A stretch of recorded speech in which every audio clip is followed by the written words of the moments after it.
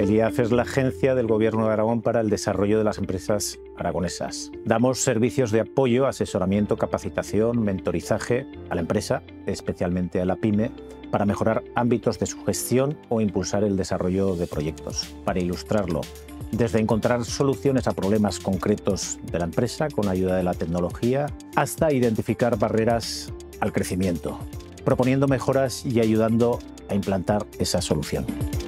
Tenemos un claro y firme objetivo dentro del IAF: aportar valor al tejido empresarial aragonés. Y eso significa ser útiles para la empresa. ¿Cómo se hace esto? Lo primero, estando pegados al cliente, en el caso del IAF es la PYME, y lo segundo, ofreciendo productos y servicios de alto valor, lo cual requiere foco y especialización.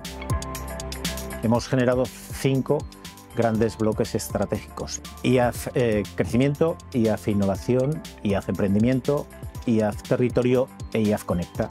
Este último, IAF Conecta, nace fruto de esa decidida apuesta por estar cerca de las empresas y cerca del territorio. No cabe duda que hay 2 claves, 2 palancas especialmente importantes para mejorar en la competitividad. Una es la innovación, especialmente la tecnológica, y la otra es el talento. Cualquier empresa de cualquier zona de Aragón que necesite ayuda para identificar y para impulsar esas palancas para el crecimiento, para la competitividad y para la innovación, que no dude en contactar con el IAF, que no dude que nos tendrá allí.